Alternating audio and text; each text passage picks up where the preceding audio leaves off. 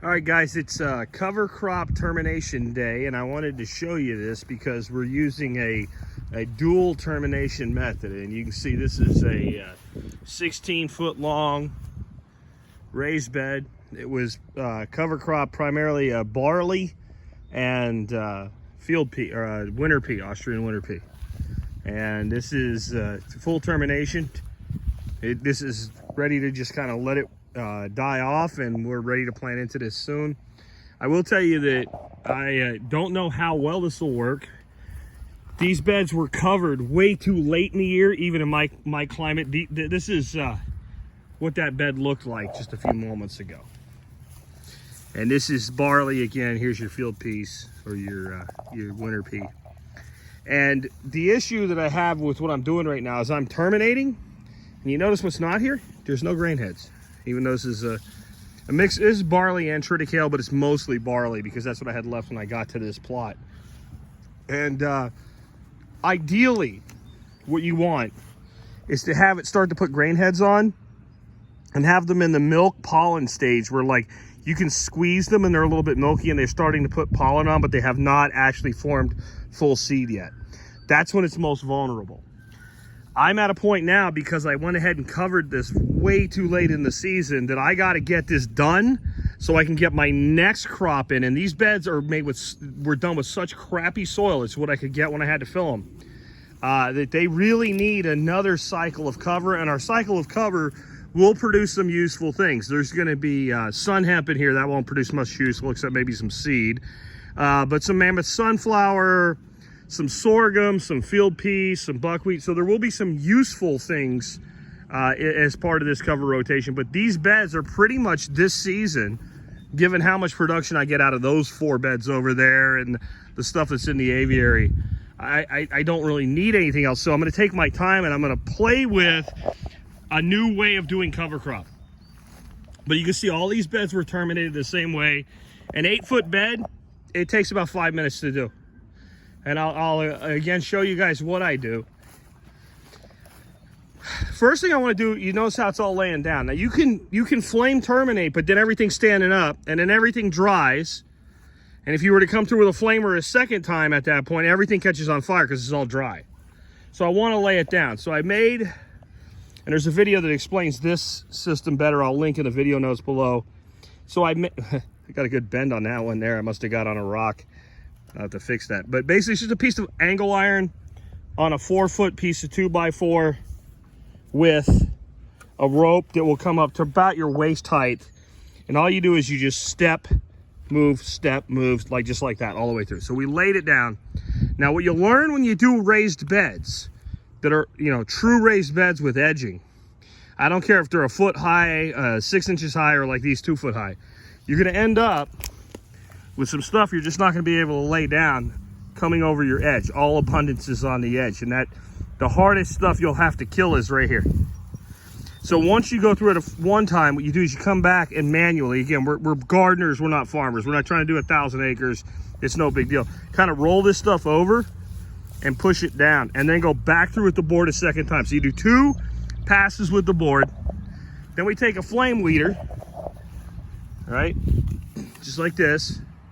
And we come over and we basically think of it like cooking. If you look at it, it's not burned off, it's not gone. And this is why you want to do it all in one go. You lay it down, you immediately flame weed it. And you see there's some places here where it's kind of charred, but it's not burned up. All this organic matter is still here. What we've done, if you look at it, see how it's like this bright green color? This is just like when you wilt spinach or arugula or something in a frying pan. Like what's happening is these cells have water in them, and the water ruptures the cell walls. And this in a couple days, and I'll video it when it happens, will just look like somebody laid straw down or hay down. Right? That's what it'll look like, and that's what these beds will end up being. All of it done the same way. But again, that, and you look at that and you go, yeah, I'll plant into that any day of the week, right? Like, this is easy. But if I told you you were going to plant into this without tilling, right? These beds that I haven't gotten to yet. That's why I stopped halfway through the job, so you guys could see. You say, how in the world How in the world do I plant into this giant woolly worm? Well, again, you just lay it down and then you flame weed it. Now, you don't have to do both. Again, you can flame kill, you can crimp kill. I just find, especially when you're using a grass, like a rye, a barley, a triticale, an oat, anything like that, I have gotten the best results by doing the combination of the two, and definitely lay it down first and then flame weed it. You'll get just a better result in my experience. Hope this helps. Again, I am working on the cover crop course, and we'll be putting out a really in-depth course on how to do this. But you shouldn't be afraid to use cover crops before you take a course. If you want to just go ahead and get started, you can. It's not hard. But we are going to turn this soil, which is honestly total crap, into soil just like that. And one of the things I think I'm going to do this year is I'm going to dig up a jar full of this soil. And I'm going to dig up a jar full of that soil. And I'm going to label them, and I'm going to put them away, so I can show people at the fall workshop what they look like. And then we'll take a jar from this bed, or one of these beds, and take a jar from one of these beds after another cycle of cover, or in this case, you know, we're cropping vegetables and flowers over here now. But this soil here is gorgeous. But it's been brought to this level of beautiful. If you look at that, I mean, come on, who doesn't want to plant into this? Who? Right? And if I show you this over here, if I dig into here, it's getting better because I did do one cycle of cover on it now. But it's just, and it did get an application of, but you can see how much lighter colored it is. Again, it's starting to look good because it's got root into it. See all the beautiful roots in there? But see how light colored that is compared to how that other soil looked? Now, it doesn't look bad. It's getting a lot better. But let me tell you something. The soil that I put in these beds, same soil I put in those beds. Same supplier.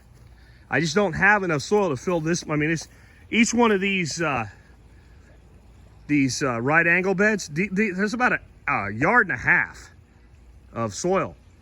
So when you look at that, you know, you got 6 yards of soil. I just don't have it around to fill beds like this. So I had to buy it from somebody.